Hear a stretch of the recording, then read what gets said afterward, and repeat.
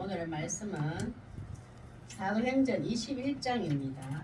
사도행전 21장 전체적으로 좀 많지만 13절에서 14절 2절 합독하겠습니다. 사도행전 21장 13절 14절 시작. 바울이 대답하되 여러분이 어찌하여 울어 내 마음을 상하게 하느냐. 나는 주 예수 이름을 위하여 결박당할 뿐 아니라 예루살렘에서 죽을 것도 각오하였노라 하니 그가 권함을 받지 아니하므로 우리가 주의 뜻대로 이루어지리라 하고 그쳤노라. 아멘. 말씀의 제목은 하나 되게 하는 사명. 하나 되게 하는 사명입니다. 하나 되게 하는 사명. 좀 사명이라는 단어가 다 부담스러워해가지고 그러면 우리가 하나 되게 하는 사명. 바울은 이렇게 했지만 그러면 각 개인 우리에게는 하나 되게 하는 사명이 하나님의 무엇을 감당하라고 하시는가. 그리고 사명을 잘 감당하는 건 또 뭘까? 이제 바울에게 맡겨진 사명을 감당하는 걸 보면서 나에게도 똑같은 성령님이 이 방법이 아니에요. 꼭 이 상황이 아니더라도 나에게도 성령님이 동일하게 역사하셔서 이렇게 사명을 감당하기를 원하시는구나라고 먼저 들어야 됩니다. 자, 우리 첫째 하나 또 하나님 앞에 또 우리 가슴에 손을 놓고 시작. 하나님 주 안에서 하나 되게 하는 사명 하나 되게 하는 사명 잘 감당하게 하소서. 아멘. 자, 우리는 구원받은 성도들끼리 하나가 안 됐어요. 지금 우리 오늘 배경에 사도행전 21장에서는 이방인들도 예수님의 이름으로 하나님의 자녀로 구원받은 성도가 되었고 유대인들도 예수님의 이름으로 하나님의 자녀로 구원받은 성도가 됐는데 이상하게 하나님의 자녀가 되었지만 형제 자매가 안 되고 한 몸이 안 됐어요. 이런 상황에서 하나님은 바울에게 하나 되게 하는 일을 부탁하셨어요. 그래서 바울은 이 일을 감당하는 것이 사명이에요. 사명. 소명은 하나님이 나를 불러주신 거. 너 내 거야, 내 자녀야, 너 내 소유야. 그 부른 거예요. 사명은 그 부르심에 합당한 일을 하나님께서 주어진 일을 감당하는 게 사명인데 우리는 각 가정에서 내가 이 가정을 잘 이끌어가는 것도 나에게 주신 하나 되게 하는 사명이에요. 우리 지금 보면 부모와 자녀들이 가면 가도 세대 차이가 너무 멀어. 진짜 차이가 나가지고 대화가 잘 안 돼. 그 대화가 잘 안 돼. 하나 되는 게 너무 어려워졌어요. 그러나 그냥 제 기준인데 삶의 형식은 다 달라요. 우리 엄마에게 살았으니까 너도 그렇게 살아. 이럴 거는 말 못해. 또 자녀도 마찬가지죠. 엄마 요즘 세상 누구 그렇게 살아? 엄마 세상이 바뀌었는데 엄마 고집하지 말고 우리가 지금 얘기하는 대로 사세요.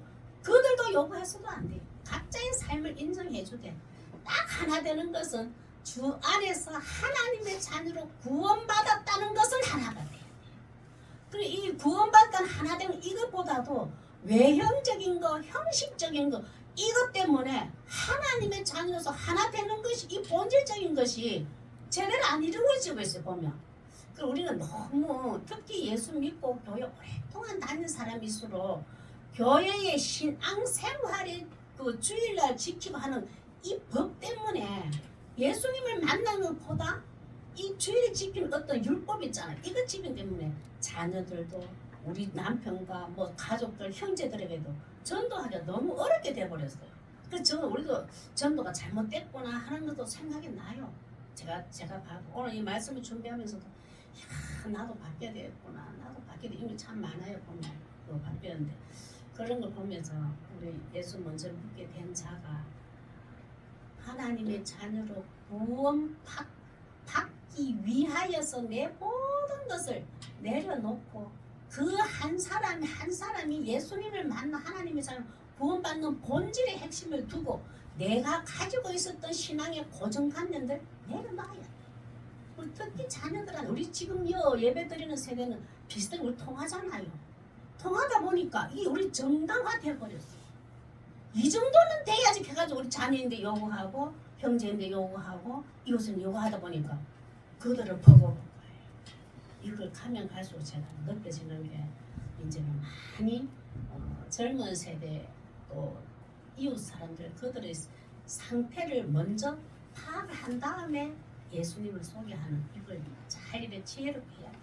근데 이 사도 바울이 참 그런 면에서 보면 하나님이 그 하나 되게 하는 사명을 잘 감당하는데 왜 하나 되자면은 지금 이방인 교회에서 구제 헌금을 많이 모았어요. 왜?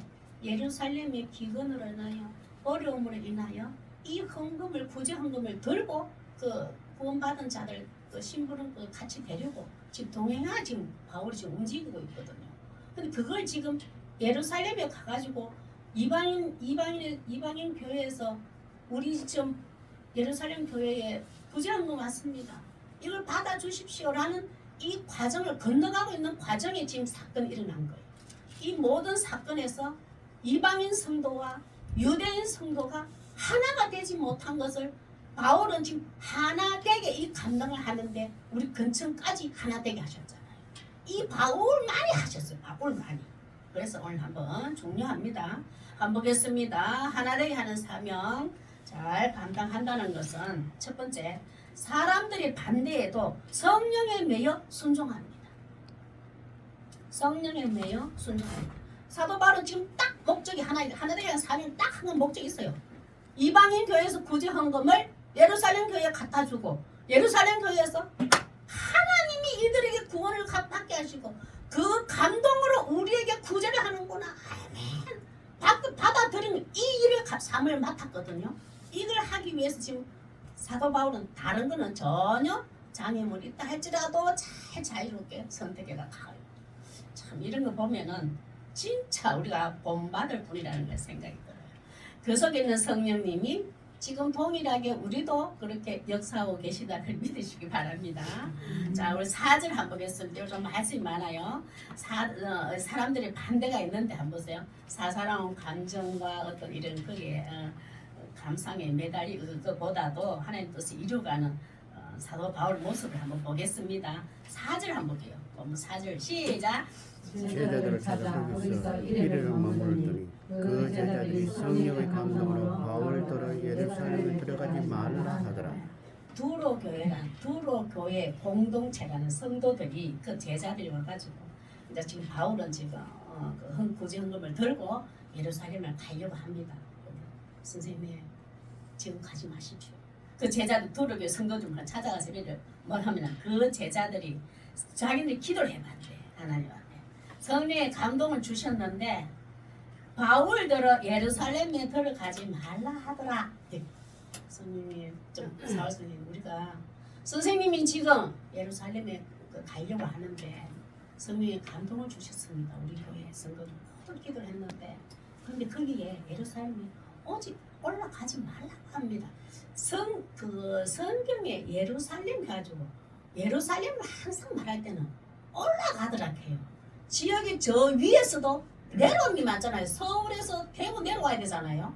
근데 성경에는 서울에서 대구로 올라가더라 됐어요. 성경에만 그래서 예루살렘은 어디에 높은 데 있어도 내려오다 소리 없어요.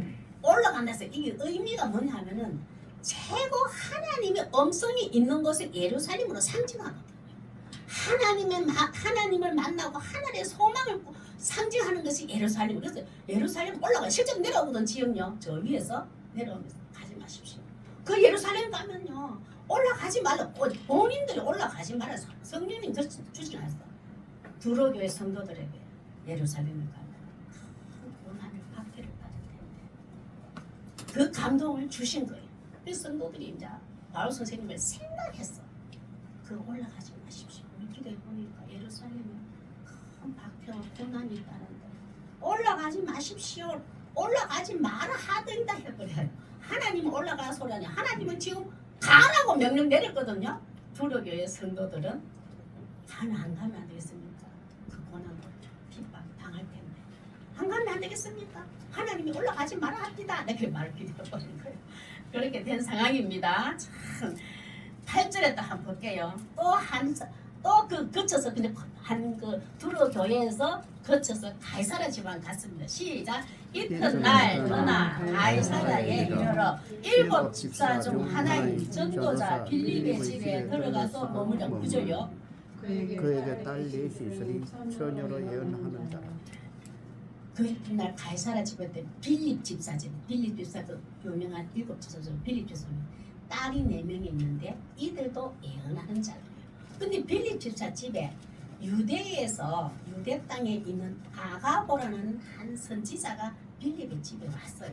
그런데 그 선지자는 전에도 우리 그 사도행전 할 때 보면은 그 예루살렘에 큰 기근이 와가지고 힘들 거라는 것을 예언해가 맞았잖아요. 이 아가보가 또 기도했는 하나님한테 주셨지. 그래서 이 빌립 집사님 와가지고 지금 사도 바울 선생님이 거기 예루살렘 가면 안 되겠습니다. 왜냐하면 거기에 가면 큰 고난이 있을 것 같습니다. 그래서 올라가면 안 올라갔으면 좋겠습니다라고 하는데 그 말을 이제 이 빌립의 딸 4자녀가 사도 바울에게 이런 말을 합니다. 11절 제가 읽어볼게요. 아가보 선생 한 선지자가 우리에게 와서 바울의 띠를 가져다가 바울이 이제 헛띠죠. 띠를 가져다가 자기 수족을 잡아내고 말하기를 성령의 말씀하시되 이거 맞습니다. 아가보가 응답하는 거 맞거든요. 말씀하시되 예루살렘에서 유대인들이 이같이 이 임자를 결박하여 이방인의 손에 넘겨주리라 하거늘 이 예언을 받은 거예요. 아가보가 그랬습니다. 바울 선생님이 이 헌금을 가지고 굳이 헌금을 갖고 잘 전달하면 좋을 텐데 거기에서 유대인들에 의하여서 한 자녀인데도 한 성도가 됐잖아요. 예수님 이름으로. 그런데 그들이 바울 선생님을 바로 꼭 손을 꼭 체포, 완전 체포할 그걸 넘겨줘. 이방인들에게 넘겨줘. 이 예언을 받았습니다. 핍박이 있을 겁니다. 12절 제가 읽어볼게요. 우리가 그 말을 듣고 그곳 사람들과 더불어 바울에게 예루살렘으로 올라가지 말라고 고난 받을 것 생각하니까 못 보내겠네. 선생님 하지 마십시오. 올라가지 마십시오. 아가보 선지자도 이렇게 말씀하지 않았습니까? 당신이 그렇게 잡힌다는데 그렇게 이렇게 체포가 된다는데 고난이 있다는데 올라가지 마십시오. 다릅니다. 이렇게 옆에서 참 우리가 이럴 때 보면은 저를 대입해도 될지 모르지만 성령의 감동을 주셔가지고 뭐 어째 하고자 할 때 있잖아요. 분명히 응답을 받았대요.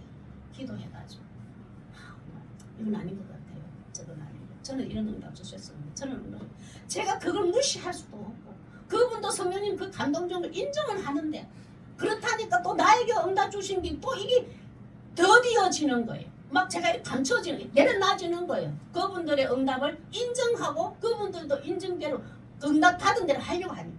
그러나 한쪽 구성엔 또 다른 것은 내 성령의 일 보면 감동 주신 것이 이게 해결되지가 않는 거예요. 그런 갈등에 진짜 저도 많이 했거든요. 그래서 제가 이제는 웬만하면 응답받은 걸 얘기하라고 잘 안 해요. 왜냐하면 충돌이 일어날까 봐. 그가 또 내게 응답받았는데 왜 전도사는 반영 안 해주지? 또 이럴까 봐. 저도 또 그것을 다 들어줄 수도 없잖아요. 나에도 성령님이 이런 감동을 주셨는데 그래서 이 지도자들은 얼마나 이런 갈등 속에 사는지 몰라요. 그래서 자꾸 물는 거예요. 하나님 정말 기뻐하시는 게 뭡니까? 제가 받았다고 응답이 참이고 그분이 응답받아 거짓이 아닌 게 아니라 그분이 응답받았던 나에게 응답받았던 두 가지 중에서 하나님이 기뻐하시는 게 뭡니까? 또 이렇게 물어봐요. 내게 낫고 저긴 뭐 덜 낫고 그걸 떠나서 그만큼 이게 누가 응답받았다 그러면 사람은 다 고민하게 돼 있어. 이 바울 이 고민의 선거예요. 이분들 그것도 또 틀린 게 아니잖아요. 그럴 때 바울이 13절 한번 보겠습니다. 시작. 바울이 대답하되 여러분이 어찌하여 울어 내 마음을 상하게 하느냐. 나는 주 예수 이름을 위하여 결박당할 뿐 아니라 예루살렘에서 죽을 것도 각오하였더라 하니. 우리 지금 두로 교회와 아가보와 빌립 집사님 가족들은 고난 당하는 게 초점이 맞춰져 있어요. 그런데 바울은 고난 후에 하나님이 하나님이 행하실 일에 초점이 맞춰져야 돼요. 그게 앞에 지도자와 옆에 기도하는 사람이 달라요. 그 능가한 그 먼 미래를 어떻게 하나님이 계획하고 있는데 거기에 목적을 두고 움직이지거든요. 근데 이 사람들 지금 고난 당하지 마십시오. 고난 피하면 이 땅끝까지 로마까지 복음이 전하는 게 중단이 됩니다. 그래서 바울은 고난을 흡수해버려요. 내가 고난 후에 로마에까지 하나님 보내실 것 초점을 맞추기 때문에 다 이 고난을 여기서는 주 예수 이름을 위하여 결박당할 뿐만 아니라 예루살렘에서 죽을 것도 나는 각오하고 있니라. 죽지 않냐고 로마까지 나를 보낼 걸 확실하기 때문에 그 고난 반드시 고쳐야 할 거야. 고난은 피할 수가 없어. 하나님의 더 큰 그림의 계획 속에 내가 맡겨진 일을 감당해야 합니다. 여러분 잠잠히 기다려 주십시오. 내 고난 하나님이 힘주실 겁니다. 하나님께서 내 고난 당하는 것도 하나님의 계획 속에 있기 때문에 내 피하지 않겠습니다. 이렇게 설득 안 하겠어요. 나도 두렵습니다. 이 말 이러면 너희들 어찌하여 내 마음을 상하게 하느냐. 나도 예루살렘 바가 고난이 다를 것 생각 지금 너무 두렵습니다. 그 두려움을 내가 피하지 아니하고 두려움 후에 하나님의 계획대로 진행될 것에 나는 초점을 맞췄기 때문에 고난 감당하겠습니다. 성령의 매였으라. 14절요. 시작. 그가 고난을 받지 아니하므로 우리가 주의 뜻대로 이루어지리라 하고 그쳤노라. 바울 선생님이 지금 확고한 예루살렘에 올라가려고 하는 그 하나님의 그 부르신 하나님이 보내시는 사명 분명히 알겠습니다. 그 주의 뜻대로 이루어지기 원합니다. 우리가 더 이상 막지 못하겠습니다. 우리는 고난이 무서웠지만 지금 바울 선생님은 고난 후에 하나님의 큰 미래의 계획을 보고 있습니다. 우리가 이제 더 이상 말리지 않겠습니다라고 수도를 해요.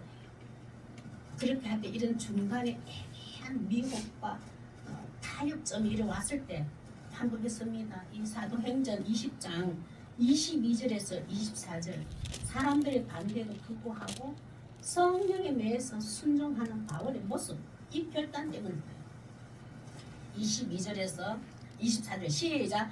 오라 내가 이제 성령에 매여 예루살렘으로 가는데 거기서 무슨 일을 당하는지 나는 알지 못하노라. 오직 성령이 각성해서 내게 정언하여 결박과 환난이 나를 기다린다 하시나 내가 달려갈 길과 주 예수께 받은 사명 곧 하나님의 은혜의 복음을 정언하를 마치라 하면은 나의 생명조차도 조금도 귀한 것으로 여기지 아니하노라. 이방인과 예루살렘 성도와 주 안에서 하나 되는 이 사명 내 구제 헌금을 반드시 거기에 가서 그들에게 받도록 하는 사명 이건 나는 감당하리라. 어떤 고난이 있는 건 나도 알아. 그러나 하나님이 주 안에서 한 몸 내가 하나 되게 하는 이 구제 헌금을 받는다는 것을 인정한다는 것은요. 이들의 이방인 성도들도 맞습니다. 예수님의 이름으로 우리가 똑같은 하나님의 자녀를 구원받았군요. 감사합니다. 하나님의 동일하게 영광을 올리는 그 시점이 되거든요. 그거 때문에 바울은 성령에 매여 순종하는 걸 보면 참 이런 결단을 하는 거 보면은 참 그래도 우리는 사도 바울은 이 문제지만 우리는 우리에게 신앙을 지키고 내 가정을 지키고 내 어떤 모든 내게 맡겨준 자녀들, 남편들, 가족들을 지키고 하는 것은 똑같은 마음으로 성령에 매여서 이렇게 순종할 수 있어요. 내가 안 하고 내가 하고 안 하고가 아니라 하나님의 일임을 믿고 순종하는 자 되시길 바랍니다. 그래서 우리는 다 주 예수께 받은 사람이 다 있어요. 하나님의 천국의 아름다운 모습을 가정을 지키는 것도 우리의 사명이에요. 자녀들이 온전히 예수를 믿지 못하고 인격적 예수를 만나지 못한 그 자들에게도 우리가 기도로 섬기고 사랑해주는 것도 주 예수께 받은 사명입니다. 잘 감당해요. 두 번째 안 보습니다. 하나 되게 하는 사명 잘 감당하는 건 뭐냐면은 관습을 지키는 자들에게 아직 그 유대인들이 율법이죠. 율법 관습을 전통 율법이죠. 관습을 지키는 자들에게 진리 안에서 자유로움을 보여주는 것입니다. 관습을 지키는 자들에게 진리 안에서 자유로움을 보여줍니다. 야곱의 집에 갔더니 장로들도 많이 있었어요. 거기서 이제 사도 바울 선생님이 이제 얘기를 나누는데 참 한번 보겠습니다. 20절에서 26절 이제 20절 제가 읽어볼게요. 그들이 듣고 이제 뭐를 지나면은 야곱의 집에 유대인들이 그 지도자 장로들이 많이 있는 데서 사도 바울이 내가 이방 땅에 복음을 전하라고 복음을 전도하는데 곳곳을 받아 작은 교회를 세우고 그 이방인들도 예수님을 내가 전하는 복음을 듣고 하나님의 자녀로 구원받는 구원의 역사가 많이 일어났습니다. 그들도 이제 하나님의 자녀로 돌아갔습니다. 그 성령이 하신 일을 같이 보고를 해요. 특히 아시아 지역의 저쪽에 뭐 고린도 고보이 많잖아요. 그리스도 쪽 이런 많은 하나님의 자녀고 자녀로 구원받는 부흥이 일어난 것을 이 장로들에게 쭉 얘기를 합니다. 그 얘기를 듣고 그들이 한 것을 그들이 듣고 하나님께 영광을 드립니다. 하나님이 우리를 하나님의 자녀로 구원하여 주셨지. 당신이 전했던 예수 그리스도를 통해서 그 이방 땅에도 이제 복음을 듣고 하는 자녀 구원받게 되겠네요. 참 하나님 하신 놀랍습니다 하고 하나님 영광을 돌렸어요. 그들도 같이 돌린데 바울들의 이르되 형제여 그대도 보는 바에 유대인 중에 믿는 자 수만 명이 있으니 다 율법의 열성을 가진 자라. 지금 유대 땅에도 전에는 율법주의와 어떤 그 사두개인과 바리새인들 그들의 율법주의에 매여 있던 자들이 이제는 예수 그리스도의 이름으로 그 복음을 듣고 그들도 이제는 그리스도인으로 거듭난 사람이 수만 명이나 생겼습니다. 유대인도 이제는 그리스도인이 부흥이 되었고 이방 땅에도 부흥이 되었습니다. 똑같이 동시에 부흥이 되었고 그런데 다 율법의 열성을 가졌습니다. 아직까지 유대인의 전통과 관습을 지키고 있습니다. 왜냐하면 온전히 버리지를 못해요. 습관화되어 있기 때문에 수만 명이 그리스도인으로 개종이 되었는데 율법주의자에서 개종이 되었는데 그런데 그들 아직 율법을 지키고 있습니다. 이제 지금 한번 보세요. 이방 땅에 가서는 율법을 지키는 것을 중요하게 여기지 아니했고 예수 그리스도를 믿기만 하면 구원받는다는 것을 전했거든 이방 땅에서. 근데 여기는 지금 율법을 지키는 자들이 이제 갈등이 딱 생기잖아요. 지도자들이 이제 제안을 합니다. 21절 제가 볼게요. 네가 이방에 있는 모든 유대인들을 가르치되 모세를 배반하고 아들들에게 할례를 행하지 말고 또 관습을 지키지 말라 함을 그들이 들었다. 유대인들. 그런데 바울 전했던 복음 조금 이상하지 않습니까? 유대인들에서 왜 우리가 지키는 유대인의 전통과 관습, 모세 율법을 그들 이방 땅에는 왜 지키지 말라고 하지? 그 사도 바울이 전했던 복음 그 칭찬 받냐고? 그들에게도 요구를 해야 되지 않냐? 그런데 바울은 그 율법을 지키고 관습을 지키는 것을 지키지 말라고 하니까 유대인들이 지금 당신을 껄끄럽게 보고 있습니다. 우리와 그들이 똑같이 하나님의 자녀고 하나고 한 몸이라면 우리가 지키는 율법도 그들이 지켜야 되지 않습니까? 근데 바울이 지금 그걸 전하지 않았거든요. 그걸 지키라고 말 안 했거든요. 그런데 이들이 지금 유대인들이 바울을 껄끄럽게 못마땅해 보고 있는 거예요. 이제 지도자들이 그걸 설득을 시키는 거예요. 이렇게 보고 있으니까 바울 선생님이 이제 어떤 제안을 합니다. 22절 그러면 어찌할꼬 그들이 필연 그대가 온 것을 들으니 그들이 뭐냐면 아직까지 개종의 그리스도인으로 개종이 되었지만 율법을 지키고 열성을 가진 자들 그들이 유대인이 지금 바울이 그대가 여기 온 것을 다 들었습니다. 아마 큰 소동이 일어날 거잖아요. 지금 잘못됐다. 왜 우리가 지키는 그 전통과 관습 율법 왜 지키라고 하지 않냐? 그 복음 잘못 전했다고 지금 큰 버티고 싸울 일이 생기게 곧 생기게 된 거예요. 그래서 지도자들과 지금 바울이 야고보 집에서 이 일을 지금 어떻게 하면 좋을까? 수만 명이 예수 그리스도를 믿고 그리스도인이 됐는데 이 소동을 어떻게 하면 좋을까? 그것을 제안해요. 참 됐습니다. 23절요. 시작. 우리가 말하는 이대로 하라. 서원한 네 사람이 우리에게 있으니 자, 이들의 오해를 불식시키기 위해서 이 지도자들이 장로들이 이제 바울에게 제안을 해요. 이 그리스도인 구원 이제 구원 받았잖아요. 그러나 아직 온전히 율법을 어느 정도 좀 지키고 있는 자들, 이들을 위하여서 지금 한번 제안을 하는데 그 제안이 24절 제가 읽어볼게요. 그 서원한 네 사람 이게 뭐냐? 하나님께 서약한 자. 이들은 하나님께 뭐죠? 서원한 자가 있어요. 서약한 자. 그들은 그 정결 예식을 담당하는 자들인가 봐요.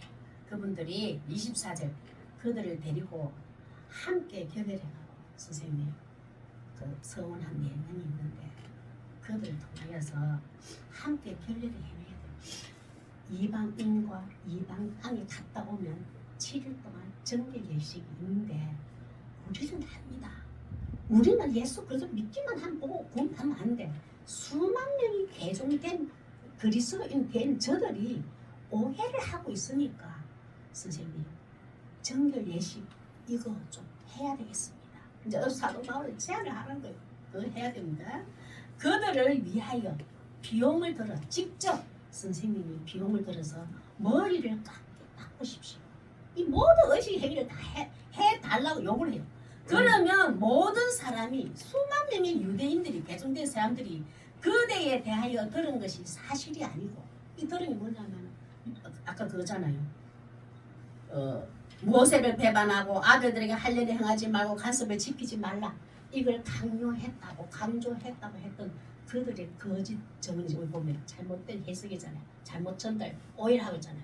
그것들을 사실이 아니고 그대도 율법을 지켜 행하는 줄로 할 것입니다. 선생님은 의심하지 않을 것입니다. 바울 선생님이 우리가 의심을 하고 오해를 했는데 정말 의심하는 거 보니까 머리를 또 자르고 돈을 내가지고 머리를 자르고 하는 거 보니까 우리가 오해를 했네. 바울 선생님이 예수 그리스도 복음을 전했는 거 십자가에 죽은 복음 우리가 믿는 그 예수님 바로 전한 거 맞네. 그걸 어떻게 풀려고 그렇게 제안을 해요.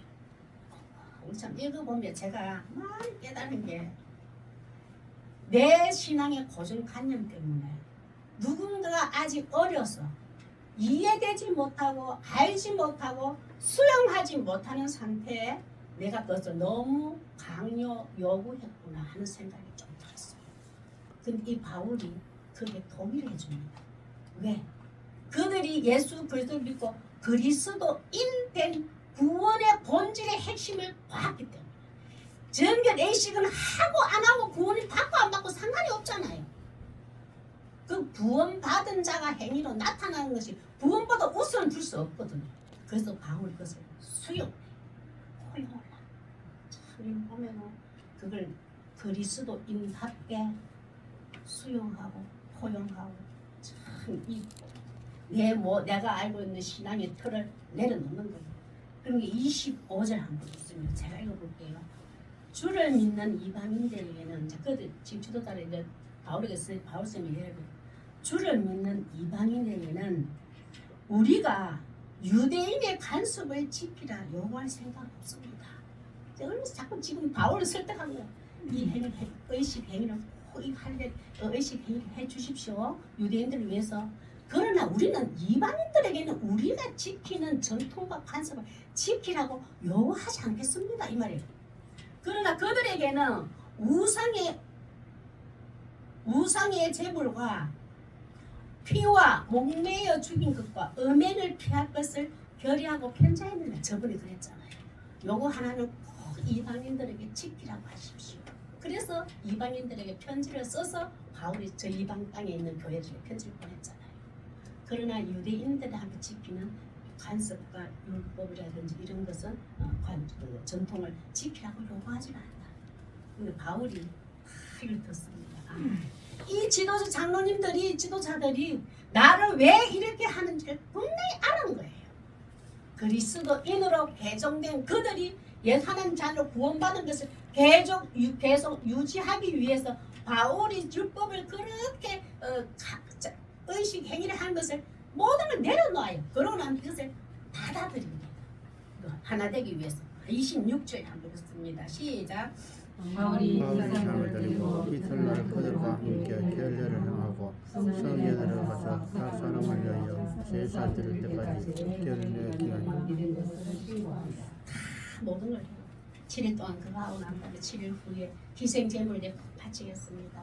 그것은 유대인들 앞에서 그대로 해요. 오해를 풀려고. 그리스도인답게 주 안에서 자유를 누리고 있는 모습을 이 유대인들에게 보여줘요.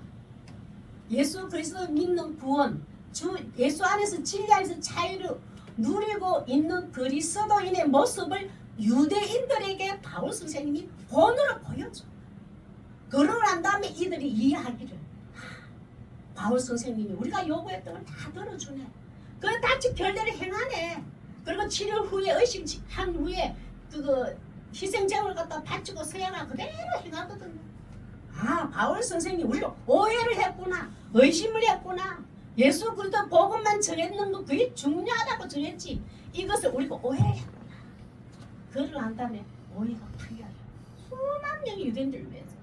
이런 거 보면 제가 제일 이제 오늘 말씀 첫째, 둘째, 셋 중에서 이게 끌리는 거예요. 나는 정말 중요하다고 성도들에게 이거는 하지마 저랬지마 막 해야 돼 하지 말아야 돼 이걸 얼마나 내가 얘기했는가 나중에 보니까 이해도 되지 아니하고 믿음으로 수용할 만한 것도 안 됐는데 어디 보면 제가 알고 있는 믿음 기준에 맞춰서 너무 요구하지 않았나 그런 생각이 들었어요. 이 지혜롭지 못했구나 내가. 이제는 보기 껄끄럽고 불편하고 이 행위를 해야 편안하겠다 싶은 사람 자에게는 놔두려고 이제 그 진리 안에서 완전한 자유를 누리는 믿음이 성장할 때까지는 놔둘까 싶어요. 그게 왜 보면 실수였는지 모르지만 제가 봤을 때는 조금 힘들었겠구나. 상대방이 믿음으로 수용하기 전에는 받아들이기 전까지는 힘들었겠구나 싶어요. 그러지 마세요. 그거 안 해도 돼요. 저래 안 해도 돼요. 이래 안 해도 돼요. 나는 마음껏 저 자유를 누리고 있습니다. 나는 예수님 안에서 너무 예수 믿고 너무너무 자유로워졌거든요. 그런데 그 자유로움을 완전히 100%못 누리고 이것도 해야 돼 저것도 해야 돼 이거 하지 말아야 돼 저거 하지 말아야 돼 이게 막 있는 걸 보고 제가 너무 마음이 아팠어요. 왜 자유를 못 누릴까 이런 생각이 드는데 그걸 막 제가 이렇게 쪼개가지고 너무 강요했으니까 상대방은 그 자유를 온전히 못 누리고 있는 상태인데 아 힘들었겠구나 이런 생각했어요. 이 바울은 얼마나 이 포용력 있게 여유롭게 그리스도인답게 이렇게 수용을 하는지 참 제 모습을 봤어요. 본질을 가진 바울은 비본질 가지고 싸우고 다투진 않았어요. 한번 보겠습니다. 요거 때문에 고린도전서 9장 20절 우리도 자녀들에게 형제들에게 이웃들에게 요거 때문에라도 비본질적인 것에 싸우고 다투고 하지 마세요. 시간 낭비하지 마세요. 감정 세우지 마세요. 하나님의 자녀로 구원받는 본질 요것만 핵심을 두세요. 요게 그야말로 하나님께서 하나가 되는 사명을 준 겁니다. 20절 시작. 유대인들에게 내가 유대인 같이 된 것은 유대인을 얻고자 하며 율법 아래 있는 자들에게는 내가 율법 아래 있지 아니하나 율법 아래 있는 자 같이 된 것은 율법 아래 있는 자들을 얻고자 합니다. 나는 율법 아래 매여 있지도 않았어. 나는 율법 아래 있지도 않아요. 자유로우셨어. 그러나 아직까지 율법 아래 조금 있고 아직까지 유대인들이 지켜오는 그걸 가지고 있어. 그러나 그들이 예수 그리스도인 하나님을 예수님 만나기 전까지는 내가 가지고 모든 것을 내려놓겠단 말이야. 내가 그들에게 흡수되어서 그렇게 하겠다 이 말이야. 이거 참 중요한 거다. 구원은 받았으나 신앙이 어린 성도들 위해 여유 있고 포용력이 있는 삶을 보여줄 수 있는 성도 되시길 바랍니다. 제가 먼저 그렇게 해요. 전도사님 주일은 그러면 안 되잖아 이렇게 해야 될 것 같아요. 그렇게 얘기하면 예 집사님이 본사님이 그게 그렇게 하고 싶으면 하세요 이제 이렇게 말을 하려고 제가 너무 그래도 안 해도 돼 그렇게 안 해도 돼 막 제가 너무 이러는 거예요. 이제 그가 자유로워질 때까지 기다리려고 이제 그런 게 자꾸 참 말씀을 통해서 하나님 저를 자꾸 깨닫게 해서 너무 감사해요. 세 번째, 하나님께 대한 사명. 참, 이제 이거는 정말 저부터도 저 전진이 안 될 것 같아요. 중단하려 체포하지만 바울의 복음을 전하는 것을 스톱! 중단하려고 체포하지만 더 전진한 기회를 잡습니다. 참, 하나님이 택한 자 이렇게 보면 참 사도 바울 하나님 쓰시는 게 참 다른 것 같아요. 중단하려 왜 중단하고 체포할 거야? 지금 바울 선생님 전하는 복음 전하는 거 이방 땅에까지 복음 막 전하고 하는 거 수업하십시오. 그만하십시오. 네, 중간 체포를 해요. 손발 꽉꽉 묶어요. 그 감옥에다 갖다 넣어버려요. 공부 가지고 수업했죠.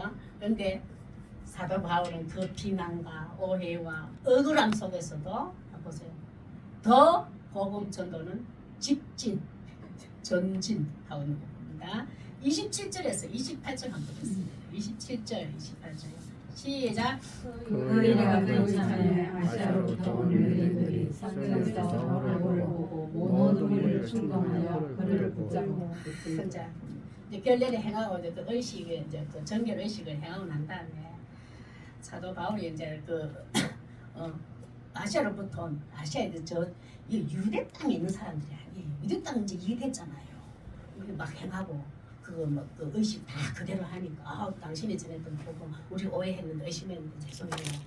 우리 그대로 믿겠습니다. 그 헌금도 받고 모든 게 저 안에서 하나 돼야 되겠군 했는데 난데없이 저쪽 아시아에 계속 시기 질투로 바울이 복음을 전하는 곳곳마다 따라다 괴롭히던 유대인들이잖아.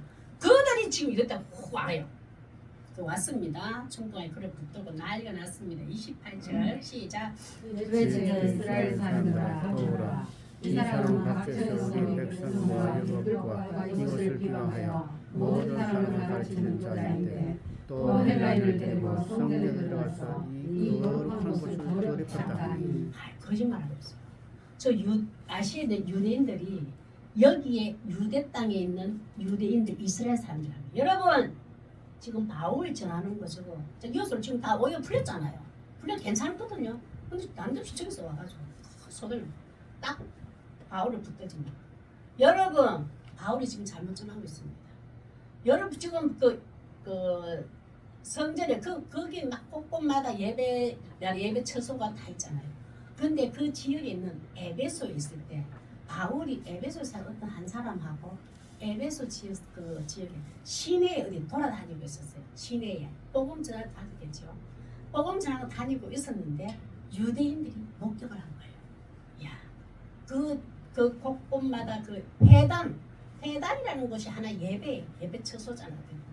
거기에 이스라엘 사람 이방 땅을 성전으로 드렸다 합니다라고 거짓 증언을 해요. 안 그랬거든요.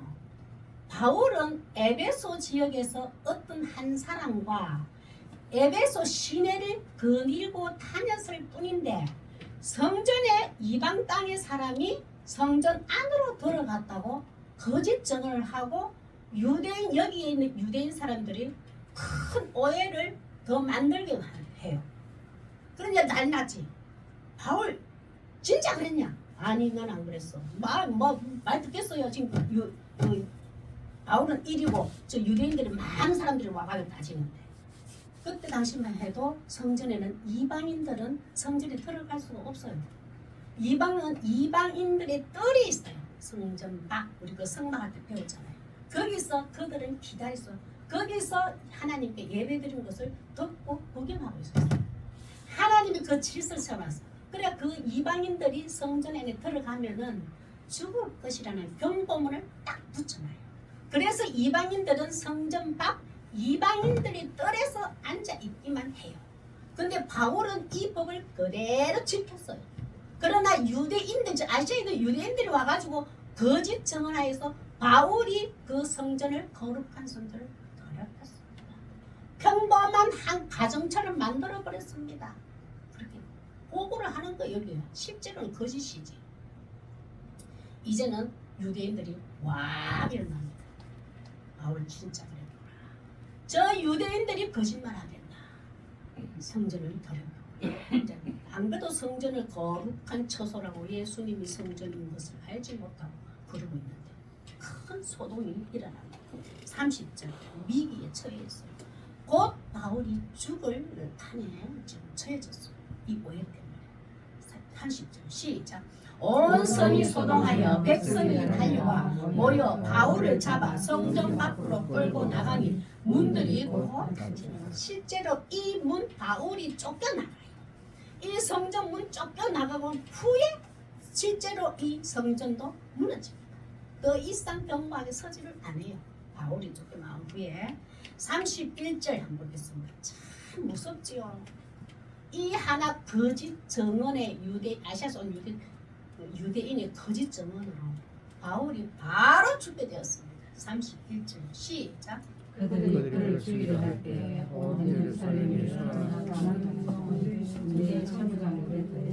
이때만 해도 예루살렘은 아직까지도 로마의 어떤 권력의 한 사람의 책임자가 맡아가지고 천부장이라는 책임을 이 행정관리 여기서 치안 모든 사고 소동이 일어나고 막 하는 걸 맡아가는 천부장 한 사람이 이 예루살렘 지역을 담당하고 있었어요. 참 이제 한번 보세요. 그때에 이 한 천부장에게 참 걸려요.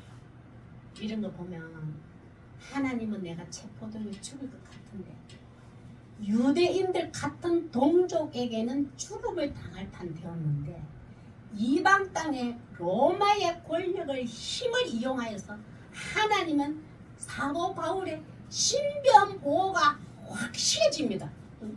보디가드라 합니까? 지금 유대인 땅에는 지금 유대인들한테는 죽을 판인데 얼마나 지금 위험하고 죽을 판인데 한번 보세요.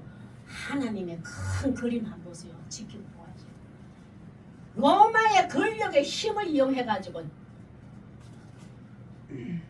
주위의 사람들 있잖아요. 주위의 모든 군대가 바울을 로마인들로부터 보호를 받아요. 난데없는 어마어마한 그 뭐지 이거 대통령 그 주위에 겨우내 갑자기 하나님 보내줘 버려요. 로마인들 군대들이 로마를 바울을 다 쏴버려요.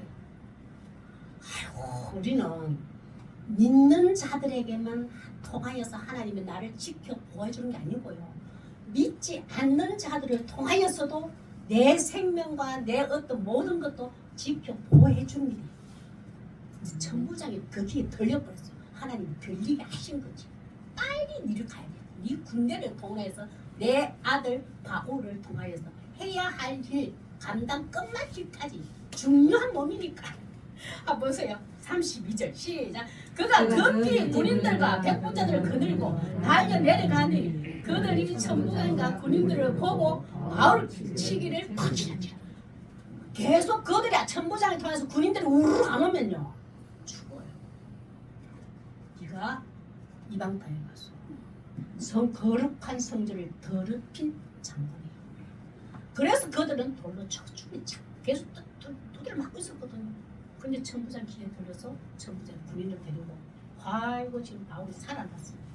이런 거 보면은 그들은 이 바울이 행하고 바울을 통해서 성령님 하고 계시는 복음 전도 확장이 체포 중단하려겠지만 하나님의 큰 계획은 더 크게 확장되고 있는 거 한번 보세요.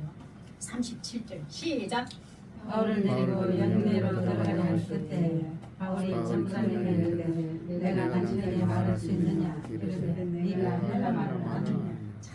그러나 천부장님 너무 감사합니다. 나 생명 구해줘서 너무 감사합니다. 끝내야 되잖아요. 저것도 딱 여기까지 스톱이라.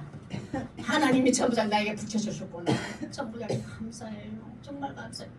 요 끝났을 텐데 사도 바울의 생각과 마음속에는 뭐가 있을까요?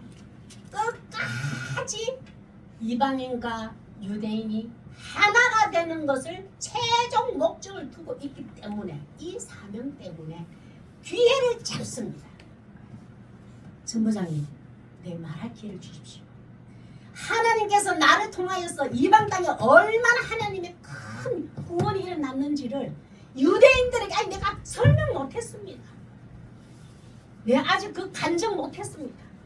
그 말할 기회 전부장님 나에게 주십시오. 유대인들한테 달라했잖아요. 장로님들 나 그 기회 주십시오.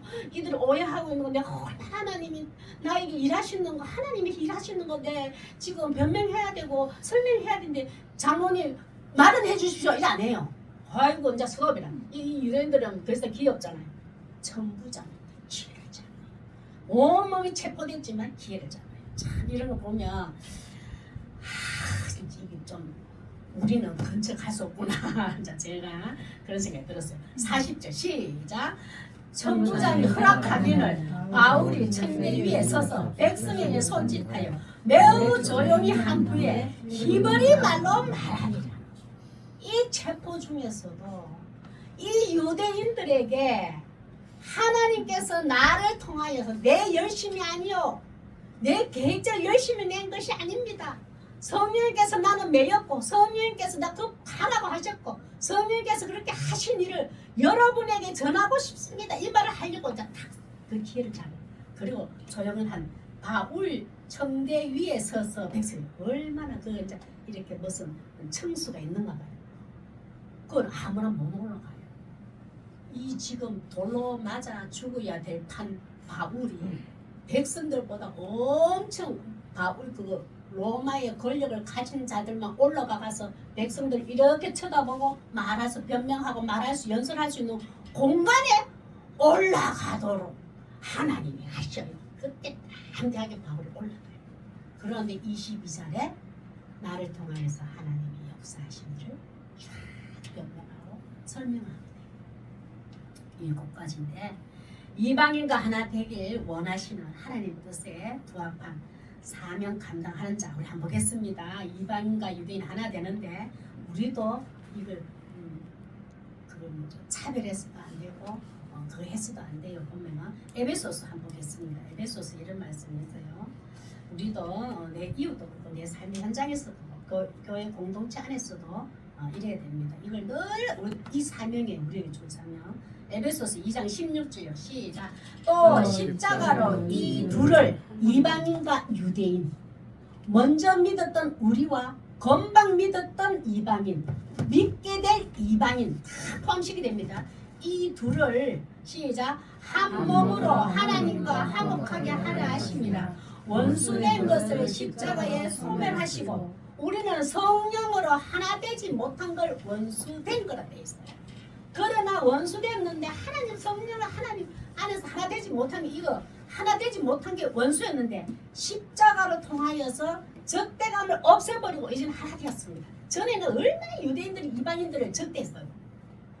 이방 땅에 가도 일주일 동안 정결예식해요.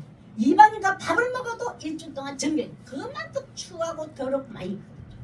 그러나 예수님의 십자가의 보혈로 예수님의 십자가의 사랑으로 이제는 한 몸이 되었다 이 말이에요.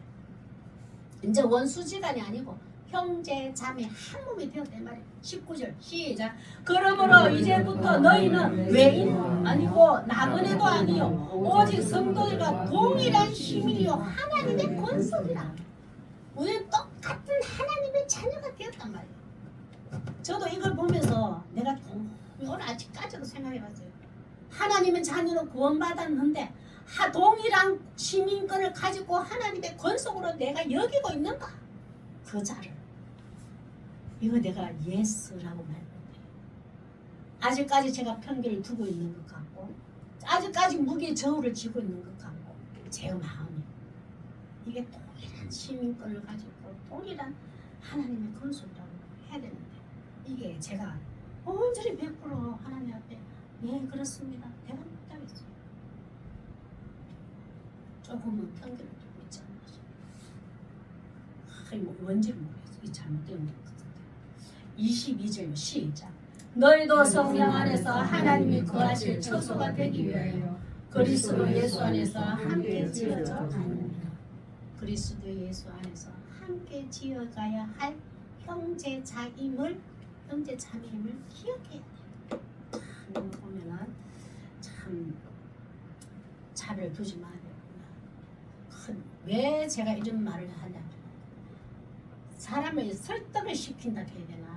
설명을 하고 이해를 시키잖아요. 근데 그 사람의 믿음의 분량에 따라서 이해되는 게 뭐 이해도 못할 수도 있고 안 될 수도 있고 어렵잖아요. 그걸 제가 완전히 이해를 못하니까 조금 내가 실망이라 해야 되나 좀 좌절이라 해야 되나 낙심이 될 때가 있어요. 그럴 때 제가 성도들과 동일한 시민이요 하나님의 근소이라는 동등한 위치에 하나님의 마음으로 그 사랑을 귀히 여기는 것이 이 말씀대로 가지 안 간다 이 말은 제가 진짜 하나님 앞에 양심적으로 고백합니다. 그런 게 조금 교회 안에서 교회 밖에서 주 안에서 하나님의 한 형제 자매로 한 몸 되었음을 경험케 하는 성도 되시기를 바랍니다. 우리 교회에서 먼저 믿은 자들이 신앙이 여리고 교회 이제 처음 들어오는 사람들이 봤을 때 주 안에서 예수 안에서 형제 자매가 이렇구나 우리가 한 몸이구나 하나가 되었구나 한 형제 자매구나 이것을 경험할 수 있는 성도가 되어야 되겠구나 먼저 믿은 자들이 이 말이에요. 참 이런 거 보면 우리가 서로 하나 되게 하는 사명을 잘 감당하고 있는지 점검해보고 그래도 또 우리 자존감을 가지고 우리는 주 안에서 하나가 잘 되고 애쓰는 거는 확실해요. 애쓰잖아요. 남을 타단하잖아요. 우리 교회 성도들이 보면 처음에는 그럴 수 있어 저럴 수 있어 나중에 결론은 그래 내가 안 바뀌었지 내가 잘못 생각하고 있는 거지 다 이렇게 하는 거 보면은 주 안에서 현재 자매인 것 같아요. 자 한번 우리 이런 기도해 보겠습니다. 먼저 구원받은 자로서 주의 사랑으로 하나 되게 하는 사명 잘 감당하게 하소서 기도하고요. 진리 안에서 자유를 누리지 못하는 자들 위해 그리스도인답게 여유 있고 포용력 있는 믿음의 삶의 본이 되게 하소서.